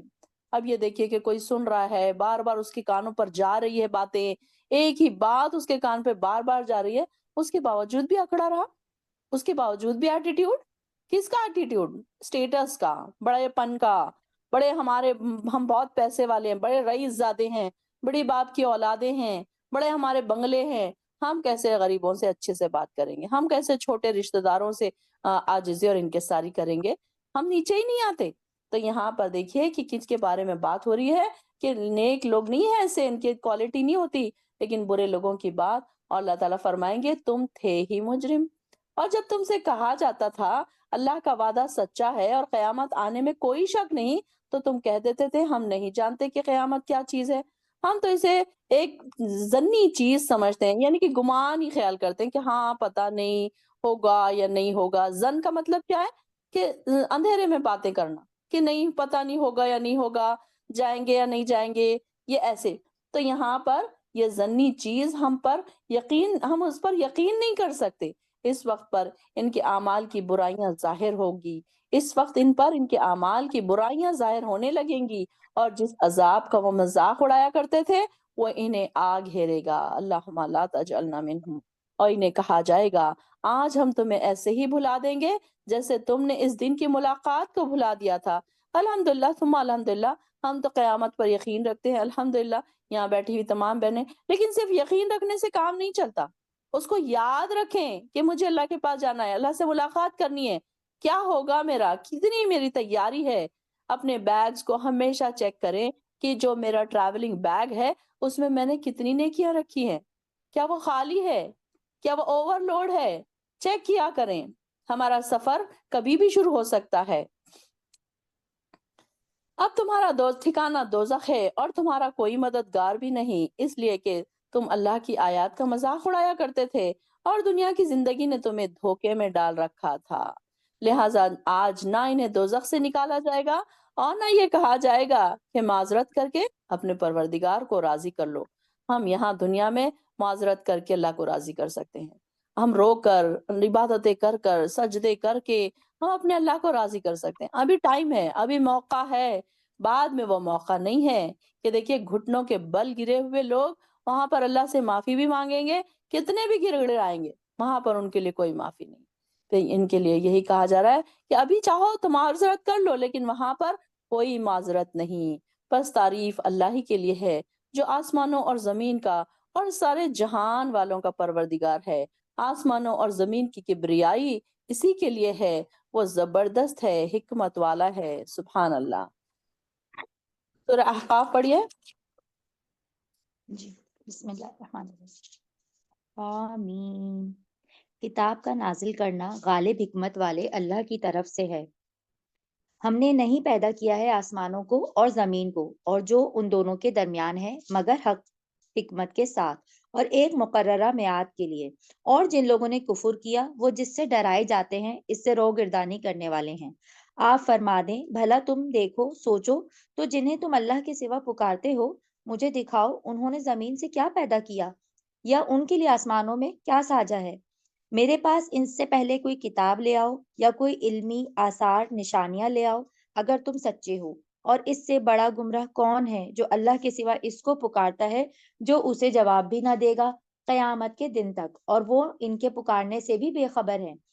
اور جب لوگ میدان حشر میں جمع کیے جائیں گے وہ ان کے دشمن ہوں گے اور وہ ان کی عبادت کے منکر ہوں گے، اور جب ان پر ہماری واضح آیات پڑھی جاتی ہیں تو وہ کہتے ہیں جنہوں نے انکار کیا حق کا جب وہ ان کے پاس آ گیا کہ یہ کیا کھلا جادو ہے، کیا وہ کہتے ہیں کہ اس نے انہیں خود بنا لیا ہے؟ آپ صلی اللہ علیہ وآلہ وسلم فرما دیں اگر میں نے اسے خود بنا لیا ہے تو تم مجھے اللہ سے بچانے کا کچھ بھی اختیار نہیں رکھتے۔ وہ خوب جانتا ہے جو تم اس کے بارے میں باتیں بناتے ہو، وہ اس کا گواہ کافی ہے میرے اور تمہارے درمیان، اور وہ بخشنے والا ہے رحم کرنے والا ہے۔ آپ فرما دیں میں رسولوں میں نیا نہیں ہوں اور میں نہیں جانتا کہ میرے ساتھ اور تمہارے ساتھ کیا کیا جائے گا، میں صرف اس کی پیروی کرتا ہوں جو صرف میری طرف وحی کیا جاتا ہے، اور میں صرف صاف صاف ڈر سنانے والا ہوں۔ آپ فرما دیں بھلا تم دیکھو تو اگر یہ قرآن اللہ کے پاس سے ہے اور تم نے اس کا انکار کیا اور گواہی دی ایک گواہ نے بنی اسرائیل میں سے اس جیسی کتاب پر اور وہ ایمان لے آیا، اور تم نے تکبر کیا تم اڑے رہے، بے شک اللہ ہدایت نہیں دیتا ظالم لوگوں کو۔ اور کافروں نے مومنوں کے لیے بارے میں کہا اگر یہ بہتر ہوتا تو وہ اس کی طرف ہم پر پہل نہ کرتے، اور جب انہوں نے اس سے ہدایت نہ پائی تو اب کہیں گے یہ پرانا جھوٹ ہے۔ اور اس سے پہلے موسیٰ کو کتاب توریت دی گئی تھی رہنما اور رحمت، اور یہ کتاب اس کی تصدیق کرنے والی ہے، عربی زبان میں ہے تاکہ ظالموں کو ڈرائے، اور خوشخبری ہے نیکوکاروں کے لیے۔ بے شک جن لوگوں نے کہا ہمارا رب اللہ ہے پھر وہ اس پر قائم رہے تو کوئی خوف نہیں ان پر اور نہ وہ غمگین ہوں گے، یہی لوگ اہل جنت میں ہیں اور اس میں ہمیشہ رہیں گے، یہ اس ایک کی جزا ہے۔ ایک منٹ رکیے، چلیے یہاں سے میں پڑھوں گی انشاءاللہ۔ یہ ان کے اعمال کا بدلہ ہے جو وہ کرتے رہے۔ ہم نے انسان کو حکم دیا کہ وہ اپنے والدین سے اچھا سلوک کرے۔ وَوَصَّيْنَا الْإِنسَانَ بِوَالِدَيْهِ إِحْسَانًا۔ یہ دیکھیے کہ کیا بات ہو رہی ہے والدین کے بارے میں۔ اپنے اپنے بچوں کو بھی اپنے پاس بٹھا لیجئے اور سب سے پہلے اپنے اندر جھانک کر دیکھیے کہ میں نے اپنے والدین کے ساتھ کیا احسان کیا ہے، کیا میں نے ان کو کہیں ہرٹ تو نہیں کیا اپنی پوری زندگی میں۔ ہوتا ہے کبھی کبھی ہوتا ہے کہ بڑے بھی کبھی کبھی اپنے ماں باپ کو ہرٹ کرتے ہیں۔ آج کل جب ہمارے بچے ہم کو ہرٹ کرتے ہیں تو ہمیں یہ ریئلائز ہوتا ہے کہ کتنا برا ہوتا ہے وہ دل کا دکھنا۔ جب بچوں کی طرف سے انسان ہرٹ ہوتا ہے نا تو انسان کب محسوس کرتا ہے جب اس کے بچے اس کو ہرٹ کرتے ہیں، اور جن کے بچے نہیں ہیں تو ان کو تو یہ احساس ہی نہیں ہوتا کہ ہم نے بھی کبھی اپنے ماں باپ کو ہرٹ کیا۔ ان کو تو دوسرے طریقوں سے پھر اللہ تعالیٰ ان کو کس چیز میں آزمائش میں مبتلا کرے گا واللہ عالم۔ لیکن یہ دیکھیے کہ اللہ تعالیٰ نے انسان کو وصیت کی کہ وہ اپنے والدین کے ساتھ بہترین سلوک کرے، اچھا سلوک کرے۔ احسان سے کیا مراد ہے؟ نیکی کا، بھلائی کا، اچھی بات کرنے کا، بہت ساری چیزیں احسان میں آ جائیں گی۔ انشاءاللہ آپ کا یہ ہوم ورک ہے، کمنٹ میں آپ یوٹیوب کے کمنٹ میں ضرور لکھیے کہ احسان کے کیا کیا میننگ ہو سکتے ہیں کہ ہم والدین کے ساتھ جو کرنا چاہیے ہمیں۔ اور ان کے بارے میں آ رہا ہے حملتہ امہ کرہن ووضعتہ کرہن۔ اللہ تعالیٰ نے فرما رہے ہیں کہ اس کی ماں نے مشقت اٹھا کے، تکلیفیں اٹھا کر اسے پیٹ میں رکھا، اور مشقت اٹھا کر تکلیف سے ہی اسے جنا، اسے ڈیلیور کیا۔ کتنی تکلیفیں، 9 منتھ پیٹ میں رکھنا اولاد کو، اور پھر اتنی تکلیفیں، کبھی تکلیف ہو رہی، کبھی سو نہیں پا رہے، کبھی اٹھ نہیں پا رہے، کبھی زیادہ ہاسپٹلز کو بھاگنا پڑ رہے، اور وہاں پر پھر تکلیف کے ساتھ اس کو ڈیلیور کرنا۔ اس کی پھر اتنی تکلیف کے بعد اگر کوئی اولاد تڑاک پڑاک بولنے لگے اپنے ماں باپ کو تو سوچیے کہ ان کے ماں باپ کے دل پر کیسے چھریاں چلتی ہوں گی، کتنی تکلیف ان کو ہوتی ہوگی۔ اس کا احساس ہے آپ کو؟ کبھی احساس کیا آپ نے کہ ہم نے فلاں وقت اپنے پیرنٹس کو، اپنے امی کو، اپنے ابا کو ہم نے ایسے اور ایسے کہہ دیا تھا؟ امیجن کیجئے، کبھی ریئلائز کیا کریں، کتنے لوگ ایسے ہیں جو اپنے ماں باپ سے معافیاں مانگتے ہیں، بنا کسی ریزن کے کہ ہو سکتا ہے جانے انجانے میں ہم نے اپنے ماں باپ کا دل دکھایا ہوگا. ہمارے اندر تو وہ معافی مانگنے والا گھروں میں تو وہ طریقہ ہی نہیں ہے کہ ہم اپنے گھروں میں اپنے بچوں سے معافی مانگے یا اپنے ماں باپ سے معافی مانگے یا اپنے بھائی بہنوں سے معافی مانگے. یہ طریقہ ہم نے بنایا ہی نہیں. ہم سمجھتے کہ نہیں چلو ہو گیا نا، اب ہو گیا، جانے دو، اگلی بار نہیں کریں گے. نہیں، جو پچھلا ہوا ہے اسے کیسے مٹائیں گے؟ جو آپ کی بک پہ اگر کسی نے چھرے مار دیے ہیں جیسے پین سے، پینسل سے، تو آپ کو اس کو مٹانا تو پڑے گا. آپ پرنسپل کے سامنے اگر آپ کی بک پیش ہو رہی ہے ہوم ورک کی اور اگر بچوں نے اس کے اوپر اسکریچز کر دیے تو پھر آپ اس کو کیا ویسے ہی پیش کر دیں گے گندی سی بک لے کر؟ نہیں، آپ تو اسے صاف ستھری کر کے اچھی بنا کے پیش کریں گے نا. تو پھر اللہ تعالیٰ کے سامنے ہم کیسے پیش ہوں گے اتنے سارے گناہوں کے ساتھ؟ تو یہاں پر بھی دیکھیے کہ اللہ تعالیٰ ماں کی جو احسانات ہے وہ گنا رہا ہے کہ اس نے اس کے حمل چھڑانے اور دودھ چھڑانے میں 30 ماہ لگ گئے. 30 منتھس کا یہاں پر ذکر آ رہا ہے. تو یہ 30 منتھس کیسے ہو گئے کہ یہاں پر دیکھیے کہ حمل کی کم از کم مدت 6 ماہ بھی رہتی ہے نا کبھی کبھی. اور پھر اس کے بعد بچہ پیدا ہو جائے تو وہ موجودہ خاوند کا بچہ، بلکہ یہ بھی ہوتا ہے کہ کبھی کبھی ڈیلیوری جلدی ہو جاتی ہے یا دیر سے ہوتی ہے تو حمل کی کم از کم مدت 28 ویکس بھی ہوتی ہے. تو اس تحقیق سے یہی معلوم ہوتا ہے کہ اس میں دونوں طریقے کے پہلو ہیں کہ 6 ماہ کی مدت بھی حمل کی مدت ہو سکتی ہے. 6 ماہ کے بعد بچہ پیدا ہو تو یہ بھی پاسبل ہے. پھر 6 ماہ کے بعد رضاعت کی مدت پورے 2 سال 24 ماہ. یہ 24 اور 6 ملائے تو پھر یہ 30 ہو گئے. اگر 7 ماہ بعد پیدا ہوا تو 23 ماہ اور 8 ماہ بعد پیدا ہوا تو 22 ماہ. تو اس طریقے سے 9 منتھ بھی ہو گئے تو پھر 21 ماہ قرار دی جاتی ہے اس کو. تو یہاں پر دیکھیے کہ 30 مہینے ایک جنرل کاؤنٹنگ یہاں پر بتا دی گئی ہے کہ اتنے میں بھی ڈیلیوری ہوتی ہے، اتنے میں بھی ہوتی ہے. تو یہ 30 مہینے لگ گئے. دیکھیے کہ ماں کا کتنا سٹرگل والا پیریڈ ہے کہ پہلے 9 منتھ ڈیلیوری پیٹ میں رکھنا، پھر بعد میں ڈیلیوری کا وہ تکلیفیں برداشت کرنا، درد ذہ جس کو کہتے ہیں وہ تکلیف برداشت کرنا، پھر حمل، پھر اس کے بعد دودھ چھڑانے تک بچے کو دیکھنا، اس کی پرورش کرنا کتنا مشکل کام ہوتا ہے. اور پھر وہ جب اپنی بھرپور جوانی کو پہنچا اور 40 سال کا ہو گیا تو اس نے کہا اے میرے پروردگار مجھے توفیق دے. یہاں پر دیکھیے کہ دعا ہے 40 سنتن بلوغت کی عمر کیا سمجھائی جا رہی ہے کہ 40 ایئرز، یعنی کہ میچورٹی کی عمر کون سی ہوتی ہے؟ 40 ایئرز. اب ہم بھی دیکھیے نا کہ 40 ایئرز سے پہلے ہم بھی کتنے انجوائمنٹ میں لگے ہوئے تھے. ہمیں نہیں سمجھتی کہ اتنا زیادہ دین کی طرف آنا چاہیے، اتنی نمازیں پڑھنی چاہیے. وہ تو گاڈ گفٹ ہوتا ہے کچھ لوگوں کو. کچھ ینگسٹرز جو ہوتے ہیں، ٹین ایجرز جو ہوتے ہیں، وہ گاڈ گفٹڈ ہوتے ہیں کہ بچپن سے ان کو اتنا شوق ہوتا ہے عبادتوں کا. لیکن موسٹلی ہم اپنے آس پاس لوگوں کو دیکھتے ہیں 40s کے بعد یہ بات سمجھ آتی ہے کہ ہمیں کیا عبادتیں کرنی ہے، کیا ڈونٹس ہیں، کیا ڈوز ہیں، کیا اللہ تعالیٰ کے احکامات ہیں، کیسے اس پہ عمل کرنا ہے، کون سی چیزوں کو چھوڑنا ہے. یہ ساری چیزیں ہمیں 40s کے بعد سمجھ آتی ہیں. 40s سے پہلے ہمیں سارے بتاتے تھے اگر کوئی بات تو ہمیں بوجھ سا لگتا تھا. جیسے دیکھیے نا کچھ بچوں کو اگر نماز کے لیے آپ کہیں تو کتنی بری صورت بنا کے اٹھتے ہیں کہ ان کو ڈانٹو ڈانٹو ڈانٹ ڈانٹ کر نمازوں کو بھیجو. وہ ان کو جان پہ آتا ہے، کبھی جان پہ سے اٹھ کر نمازیں پڑھتے ہیں، کبھی وضو کر لیا، کبھی چھوڑ دیا، کبھی سنتیں چھوڑ دی، کبھی فرض پڑھ لی. بچوں کا یہ حال ہوتا ہے نا.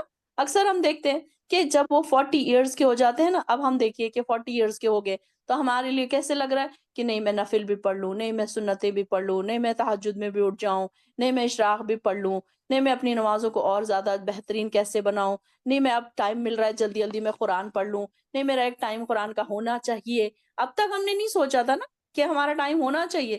اچھا کبھی ٹائم ملے گا پڑھ لیں گے. بچوں کے لیے تو بڑے قاری صاحب لگاتے ہیں ہم، لیکن اپنے آپ کے لیے ہم کبھی پابندی سے کوئی ایک ٹائم ہم نے مقرر نہیں کیا ہوا رہتا. کہ بہت کم لوگوں کو میں نے دیکھا ہے جنہوں نے ٹائم مقرر کیا ہوا تھا.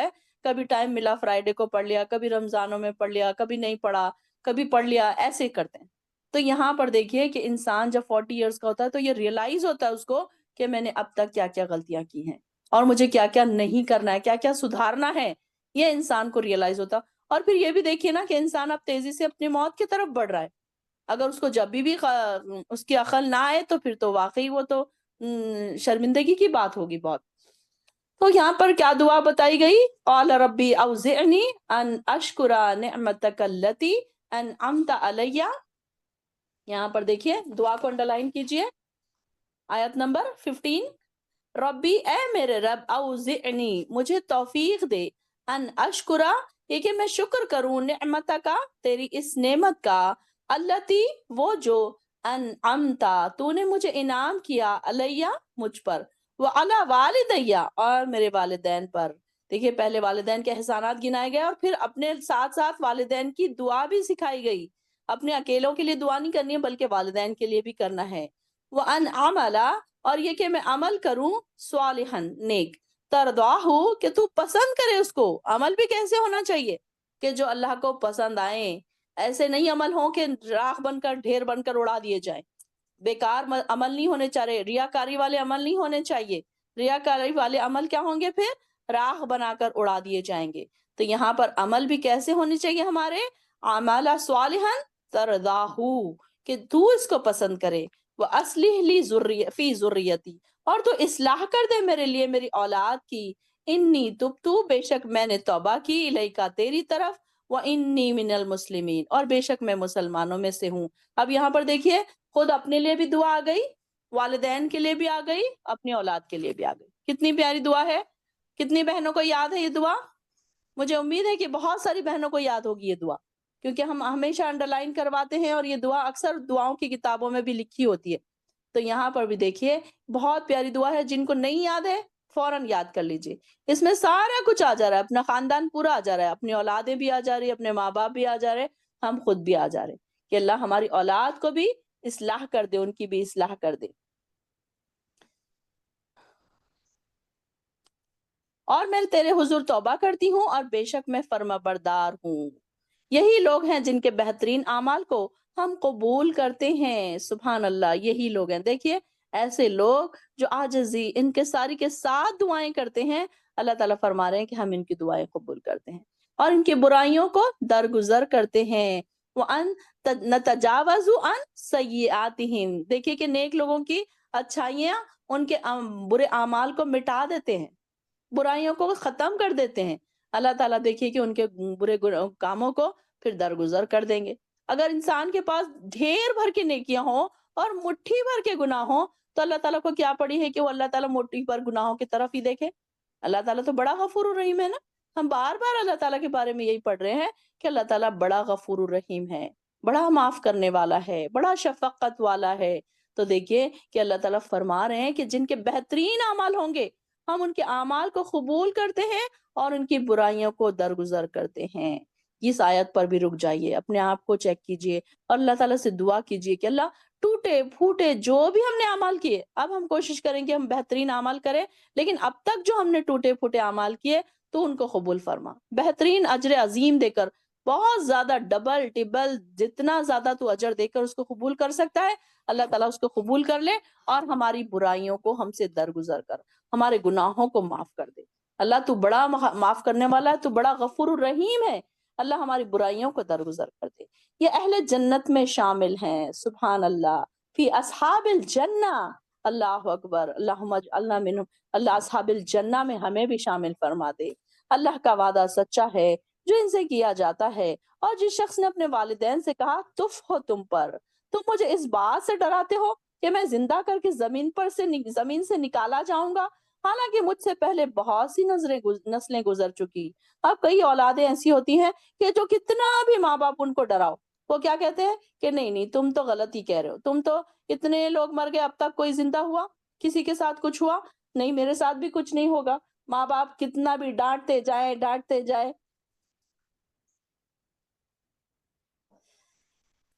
بچوں کے کان پہ جوں تک نہیں رینگتی۔ تو یہاں پر ایسے لوگ، ایسے اولادوں کے بارے میں بھی ذکر ہو رہا ہے کہ ایسے لوگ کیا کہتے ہیں کہ میں جب دوبارہ زندہ کر کے زمین سے نکالا جاؤں گا، کیا ایسا ہوگا؟ پہلے بھی بہت ساری نسلیں گزر چکی ہیں، ان میں سے کوئی بھی جی کر نہیں اٹھا، اور وہ دونوں اللہ کی دہائی دے کر اسے کہتے ہیں تیرا ستیہ ناس، ہماری بات مان جا کیونکہ اللہ کا وعدہ سچا ہے۔ تو وہ کہتا ہے یہ تو بس پہلے لوگوں کی داستانیں ہیں۔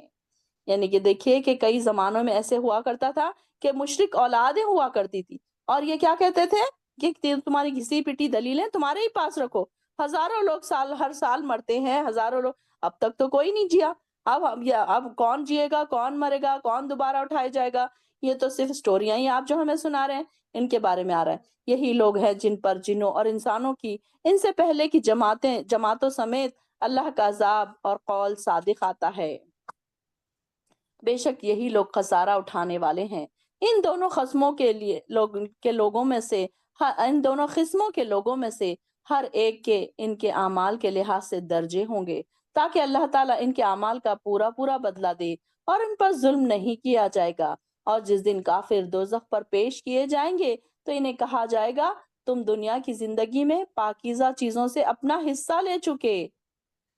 دیکھیے کہ جو کافر ہیں ان کو ساری دنیا میں مل گیا نا ان کا حصہ، انہیں انجوائمنٹ مل گیا، ان کو اسٹیٹس والی زندگی مل گئی، گھر مل گیا، گاڑی مل گئی، سارا کچھ تو مل گیا ان کو، اور ان سے تم مزے اڑا چکے. آج تمہیں ذلت کا عذاب دیا جائے گا. تو دنیا کی رنگینیوں کی طرف نہ دوڑیے بلکہ آخرت کی رنگینیوں کی طرف دوڑیے کہ دنیا کی رنگینیاں ختم ہونے والی ہے، تھوڑے ٹائم کے لیے ہے یہ عیش و عشرت کی زندگی، یہ مزے والی زندگی، لیکن آخرت کی زندگی ہمیشہ قائم رہنے والی ہے، باقی رہنے والی ہے. اور یہ ان باتوں کا بدلہ ہے جو تم میں ناحق اکڑ کر رہتے تھے اور نافرمانی کیا کرتے تھے. دیکھیے کہ یہاں پر تکبر کی بات کی جا رہی ہے. کچھ لوگوں کو اکڑ ہوتی ہے نا، ایٹیٹیوڈ ہوتا ہے نا کہ وہ بات کرتے ہیں تو ان کی باتوں سے تکبر ظاہر ہوتا ہے کہ ایسے بات کرتے ہیں، ایسے سر کو اونچا کر کے بات کرتے ہیں کہ جیسے ہم کوئی بڑی چیز ہے اور تم ایک بہت چھوٹی چیز ہو. ہوتا ہے کچھ لوگوں کے اندر ایٹیٹیوڈ ہوتا ہے. تو انسان اپنے اندر چیک کرے کہیں یہ بری چیز میرے اندر تو نہیں ہے، آج میں نکال کر اسے باہر پھینک دوں. اس کلاس میں آج میں یہ ساری چیزیں، تکبر، اکڑ، ایٹیٹیوڈ، یہ ساری چیزیں میرے اندر سے نکال کر میں پھینک دوں گی اور عاجزی اور انکساری میں اپنے اندر بھر لوں گی. جتنی زیادہ ہو سکے میرے اندر عاجزی اور انکساری ہوگی. اور یہ کیا ان کے بارے میں آ رہا ہے؟ ان کفار مکہ سے قوم عاد کے بھائی ہود کا ذکر کیجئے جب اس نے احقاف میں اپنی قوم کو برے انجام سے ڈرایا. یہاں پر دیکھیے احقاف کا ذکر آ رہا ہے، انڈر لائن کر سکتے ہیں اگر آپ چاہیں تو یہاں پر احقاف جو تھا قوم عاد کا مسکن تھا. احقاف کا مطلب ایسے تو ریت کے بڑے بڑے ٹیلوں جیسے پھیلے ہوئے، میلوں تک پھیلے ہوئے جو ٹیلے ہوتے ہیں نا، تو اس کا بھی میننگ ہے اس کا. اور قوم عاد کا یہاں پر مسکن تھا، یعنی کہ قوم عاد وہاں پر رہتی تھی جو کسی زمانے میں سرسب اور شاداب علاقہ تھا. قوم عاد نے اسی جگہ زمین دوز مکان بنا رکھے تھے. تو یہ علاقہ جنوبی عرب میں ہی تھا. تو یہاں پر آج کل وہاں ریت کے ٹیلے ہیں جو سینکڑوں میل تک پھیلتے چلے گئے، یعنی کہ یہاں پر یہ ان ٹیلوں کو بھی احقاف کہا جاتا ہے. اور یہ جہاں پر قوم عاد کی قوم تھی ان کو بھی وہ جو ایریا تھا اس کو بھی احقاف کہا جاتا ہے.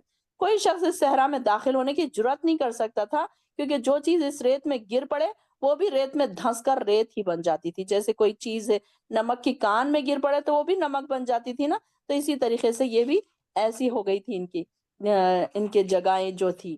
تو یہاں پر اپنی قوم کو انجام سے ڈرایا، جبکہ ہود نے بھی انہیں ڈرانے والے، ہود سے پہلے بھی انہیں ڈرانے والے آئے تھے اور اس کے بعد بھی آتے رہے. کیا اللہ کے سوا کسی کی عبادت اور کہا کہ اللہ کے سوا کسی کی عبادت نہ کرنا، بے شک میں تمہیں ایک بڑے دن کے عذاب سے ڈراتا ہوں. وہ کہنے لگے کیا تم ہمارے پاس اس لیے آئے ہو کہ ہمارے معبودوں سے ہمیں ہٹا دو؟ اگر تم سچے ہو تو جس عذاب کی تمہیں میں دھمکی دیتے ہو لے آؤ. ہود نے کہا اس کا علم تو اللہ ہی کے پاس ہے، میں تو تمہیں وہ پیغام پہنچا رہا ہوں جو مجھے دے کر بھیجا گیا، مگر میں دیکھ رہا ہوں کہ تم نادان لوگ ہو. پھر جب انہوں نے اس عذاب کو بادل کی صورت میں اپنے میدانوں کی طرف بڑھتے دیکھا تو کہنے لگے یہ بادل ہے جو ہم پر برسے گا، بلکہ یہ تو وہ چیز ہے جس کے لیے تم جلدی مچا رہے تھے، یعنی ایسی آندھی جس میں دردناک عذاب ہے. قوم عاد پر عذاب بادل کی شکل میں نمودار ہوا تھا نا، ہم نے پڑھا نا پیچھے بھی کہ یہ لوگ بڑی مدت سے بارش کو ترس رہے تھے. قحط سالی کا دور تھا، ان کے پاس کافی دنوں سے قحط سالی ہوئی تھی اور ایک کالی گھٹا اٹھتی اور اپنے علاقے کی طرف بڑھتی دیکھتے تو خوشی سے جھوم اٹھتے اور یہ سوچتے کہ اب یہ بارش ہونے والی ہے، اور بارش کے لیے سیرابی اور خوشحالی کی توقعات بھی باندھتے. یہ سوچتے کہ اب چلو بارش ہوگی، اب خوشحالی آئے گی. انہیں یہ کیا خبر تھی کہ یہ گھٹا باران رحمت نہیں بلکہ ان کو نیز تو نابود کرنے کے لیے اللہ کا عذاب کالی گھٹا اور آندھی کی صورت میں ان کے سروں پر پہنچنے والا ہے. یہ آندھی انتہائی تیز رفتار سخت ٹھنڈی تھی جو 8 دن اور 7 راتیں مسلسل چلتی رہی. ہم یہ ذکر 3-4 بار پڑھ چکے ہیں، تقریباً ساری بہنوں کو یاد ہو چکا ہوگا۔ اور اس واقعے سے جو سبق ملتا ہے وہ کیا کہ انسان ہمیشہ اپنی ظاہری شکل و صورت پر تکیہ نہ کرنا چاہیے، بلکہ ہر وقت اللہ سے ڈرتے رہنا چاہیے۔ اور اپنے پروردگار کے حکم سے ہر چیز کو تہس نہس کر رہی تھی، آخر ان کا یہ حال ہوا کہ ان کے گھروں کے سوا کوئی چیز نظر نہیں آتی تھی۔ پڑھیے یہاں سے یہی نا۔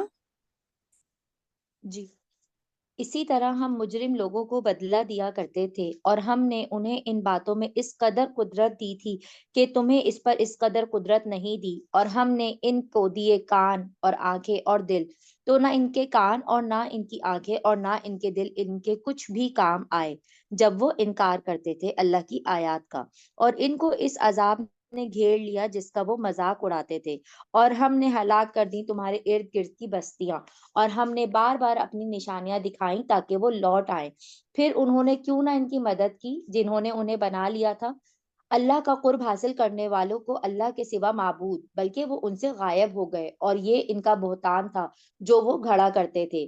اور جب ہم آپ کی طرف جنات کی ایک جماعت پھیر لائے، وہ قرآن سنتے تھے، بس وہ آپ کے پاس حاضر ہوئے تو انہوں نے ایک دوسرے کو کہا چپ رہو۔ پھر جب پڑھنا تمام ہوا تو وہ اپنی قوم کی طرف ڈر سناتے ہوئے لوٹے۔ انہوں نے کہا کہ اے ہماری قوم، ہم نے ایک کتاب سنی ہے جو نازل کی گئی ہے موسیٰ علیہ السلام کے بعد، اپنے سے پہلے کی تصدیق کرنے والی، وہ رہنمائی کرنے والے دین حق کی طرف اور راہ راست کی طرف ہے۔ اے ہماری قوم، اللہ کی طرف بلانے والے کی بات قبول کر لو اور اس پر ایمان لے آؤ، اللہ ایک تمہیں منٹ رکیے، تمہارے گناہ بخش دے گا۔ 1 منٹ رکیے۔ اب یہاں پر دیکھیے، قالوا یا قومنا انا سمعنا کتابا انزلا، کہ یہ انہوں نے کیا کہا کہ جب قرآن ان کے اوپر پیش کیا گیا، وَإِذْ صَرَفْنَا إِلَيْكَ نَفَرًا مِّنَ الْجِنِّ يَسْتَمِعُونَ الْقُرْآنَ فَلَمَّا حَضَرُوهُ قَالُوا أَنصِتُوا۔ دیکھیے کہ جب جنوں کے پاس جب قرآن پڑھا گیا تو انہوں نے کیا کہا، غور سے سنو، جنوں کا آپ کی زبان سے قرآن سننا یہاں پر بتایا جا رہا ہے کہ آپ صلی اللہ علیہ وسلم ایک دفعہ آپ صلی اللہ علیہ وسلم چند صحابہ کے ساتھ عکاظ کے بازار میں جانے کا ارادے سے روانہ ہوئے تھے، تو ان دنوں شیطانوں کو آسمان کی خبر ملنا بند ہو گئی تھی اور ان پر انگارے پھینکے جاتے تھے، تو وہ زمین کی طرف لوٹے اور آپس میں کہنے لگے یہ کیا ہو گیا ہے کہ ہمیں آسمان کی خبر ملنا بند ہو گئی ہے اور ہم پر انگارے پھینکے جاتے ہیں، ضرور کوئی بات واقع ہوئی ہے جس کی وجہ سے ہمیں آسمان کی خبر ملنا بند ہو گئی ہے۔ اب یوں کرو کہ ساری زمین میں پھیل جاؤ، یہ جنوں کی ڈسکشن ہو رہی ہے کہ سب طرف پھر کے دیکھو، مغرب اور مشرق میں پھر کر دیکھو یہ کیا نئی بات ہوئی ہے واقع۔ تو اس میں سے کچھ شیطان تہامہ یعنی کہ حجاز کی طرف بھی آئے اور آپ صلی اللہ علیہ وسلم تک پہنچ گئے۔ اس وقت آپ نخلا میں تھے یعنی کہ عکاظ کے بازار جانے کا قصد رکھتے تھے اور آپ اپنے صحابہ کو نماز فجر پڑھا رہے تھے۔ جب ان جنہوں نے قرآن سنا تو ادھر کان لگا دیا اور پھر کہنے لگے یہ تو وہی چیز ہے جس کی وجہ سے ہم پر آسمان سے خبریں بند کر دی گئی ہیں، اور پھر وہ اسی وقت اپنی قوم کی طرف لوٹے اور کہنے لگے یا قومنا انا سمعنا قرآنا عجبا۔ اور اللہ تعالیٰ نے اس پہ آپ صلی اللہ علیہ وسلم پر سورہ جن نازل فرمائی، اور ابن عباس کہتے ہیں کہ جنوں کی گفتگو اب کو وحی کے ذریعے معلوم ہوئی۔ اب ہمیں کیسے پتا چلتا تھا جنہوں نے یہ ڈسکس کیا؟ آپ صلی اللہ علیہ وسلم کو اللہ تعالیٰ نے سنا دیا نا سارا کچھ کہ جنہوں نے ایسی ڈسکس کی۔ دیکھیے جن بھی ہے لیکن انہوں نے کیا کہا، قالوا انصتوا، خاموش ہو جاؤ، یعنی کہ ہمیں یہاں سے یہی پتا چل رہا ہے کہ جب قرآن پڑھا جا رہا ہے تو ہماری دوسری باتیں ہمیں نہیں کرنی چاہیے بلکہ خاموش رہنا چاہیے۔ تو یہاں پر دیکھیے کہ انہوں نے کیا کہا کہ اپنی قوم کو جا کر انہوں نے ڈرانے والے بن گئے۔ وہ یہ نہیں ہے کہ دیکھیں ہم بھی اپنے گھر والوں کو ڈرانے والے بنے، یہ کتاب کو پہنچانے والے بنے کہ یہاں پر ہم جو سن رہے ہیں تو ہم پہنچائیں۔ تو انہوں نے کیا کہا، اپنی قوم کے پاس واپس آ اور کہنے لگے اے ہماری قوم، ہم نے ایک ایسی کتاب سنی ہے جو موسیٰ کے بعد نازل ہوئی۔ اب ظاہر ہے موسیٰ علیہ السلام کو گزرے کئی 100 سال ہو گئے تھے، اب اس کے بعد اب تک کوئی کتاب نہیں نازل ہوئی، کوئی قرآن نہیں نازل ہوا تھا، کوئی نبی نہیں نازل ہوا تھا۔ تو اور وہ اپنے سے پہلے کتابوں کی تصدیق بھی کرتی ہے، حق کی طرف اور سیدھی راہ کی طرف رہنمائی کرتی ہے۔ اے ہماری قوم، اللہ کی طرف بلانے والے کی بات مان لو اور اس پر ایمان لے آؤ، وہ تمہارے گناہ بخش دے گا اور تمہیں دردناک عذاب سے بچا لے گا۔ دیکھیے انہوں نے کیا کیا باتیں کی اپنی قوم کی طرف، اپنی قوم کے لوگوں کو نیکی کی طرف بلانے کے لیے، اور جو اللہ کی طرف بلانے والے کی بات نہ مانے تو وہ اسے زمین میں بھاگ کر اسے عاجز نہیں کر سکتا۔ اور نہ ہی اس کے بغیر اس کا کوئی حامی ہوگا جو اسے اللہ کے عذاب سے بچا لے گا۔ یہی لوگ صریح گمراہی میں ہیں۔ کیا انہوں نے دیکھا نہیں کہ اللہ ہی ہے جس نے آسمانوں اور زمین کو پیدا کیا اور انہیں پیدا کر کے تھک نہیں گیا، اور اس بات پر قادر ہے کہ مردوں کو زندہ کر دے؟ کیوں نہیں، وہ تو ہر چیز پر قادر ہے۔ ان اللہ علی کل شیء قدیر۔ اور وہ جس دن کافر دوزخ پر پیش کیے جائیں گے تو ان سے پوچھا جائے گا کیا یہ جہنم حق نہیں؟ وہ کہیں گے کیوں نہیں، ہمارے پروردگار کی قسم یہ حق ہے۔ اللہ تعالیٰ فرمائے گا تو اب عذاب کا مزہ چکھو، یہ اس چیز کا بدلہ ہے جو تم کفر کیا کرتے تھے، پس آپ صبر کیجئے جیسے اولو العزم پیغمبر صبر کیا کرتے تھے، اور ان کے بارے میں جلدی نہ کیجئے۔ اولو العزم پیغمبر کون کون سے ہیں؟ ویسے تو سب انبیاء اولو العزم ہی ہیں، لیکن عام 5 ہیں، 5 پیغمبروں کا جو ذکر آتا ہے اور ان کو اولو العزم پیغمبر کہا جاتا ہے، یعنی کہ اعلیٰ درجے کے، ان کو درجے جو دیے گئے ہیں۔ تو وہ کون کون سے ہیں؟ سیدنا نوح علیہ السلام، سیدنا ابراہیم علیہ السلام، موسیٰ علیہ السلام، عیسیٰ علیہ السلام، اور محمد مصطفیٰ صلی اللہ علیہ وسلم۔ یہ جو ہے 5 اولو العزم پیغمبر ان کو کہا جاتا ہے۔ تو یہ آپ یہ چاہتے تو یہ کفار مکے ایمان لے آتے یہ لوگ ان پر، مگر ان پر اللہ نے عذاب نازل کیا، اور جس کا یہ ہر وقت مطالبہ کرتے تھے۔ تو اللہ تعالیٰ نے جواب میں فرمایا کہ دیکھ لو یہ جو اولو العزم انبیاء ہے کتنی مدت اپنے مخالفوں کی تکلیفوں پر صبر کرتے رہے۔ ہم نے دیکھا نا کہ کئی 100 سال انہوں نے تبلیغ کی اور اس کے بعد چند لوگ ایمان لائے، اور کتنی ان کو ایذائیں دی گئی، تکلیفیں دی گئی، اور یہ صبر کرتے رہے۔ یہ پیغمبر ہونے کے باوجود ان کے اوپر اتنی تکلیفیں آئیں، تو ہمارے اوپر اگر تھوڑی بہت آ رہی ہیں تو یہ نہ سوچے کہ ہمارے پر کیوں آئیں۔ جب پیغمبروں پر آ سکتی ہے تو ہم تو عام لوگ ہیں۔ جتنا انسان کا ایمان کا لیول پڑے گا اتنی اس کے اوپر آزمائش سخت ہوگی، یہ چیک کرنے کے لیے کہ اب انسان کتنا صبر کرتا ہے۔ تو صبروں پر آزمائشوں پر پریشان نہ ہو، بلکہ صبر کرنا سیکھیں، اور آپ کو بھی اس معاملے میں جلدی نہیں کرنا چاہیے، بلکہ صبر اور برداشت سے کام لینا چاہیے۔ یہ کس کو بتایا جا رہا ہے؟ آپ صلی اللہ علیہ وسلم کو بتایا جا رہا ہے۔ جس دن وہ لوگ دیکھ لیں گے کہ جس نے انہیں ڈرایا جا رہا تھا، وہ یوں سمجھیں گے جیسے دنیا میں بس ایک دن یا ایک دن کی کچھ گھڑی ٹھہرے، بات پہنچا دی گئی ہے، تو اب کیا نافرمان لوگوں کے علاوہ کوئی اور ہلاک ہوگا؟ یعنی کہ دیکھیے کہ اتنی ساری باتیں پہنچانے کے باوجود، ہر چیز کھول کھول کر بتانے کے باوجود، ایگزامپلز دینے کے باوجود، کون ہے اس کے بعد جو ہلاک ہوگا؟ ہلاک ہونے والے تو اب نافرمان لوگ ہی بچے نا صرف، کہ اتنا سننے کے باوجود بھی کوئی اگر ایمان نہ لائے، عمل صالح نہ کرے، تو یعنی کہ وہ تو فاسق ہی ہیں۔ پھر فاسق کا مطلب کیا ہے؟ نافرمان۔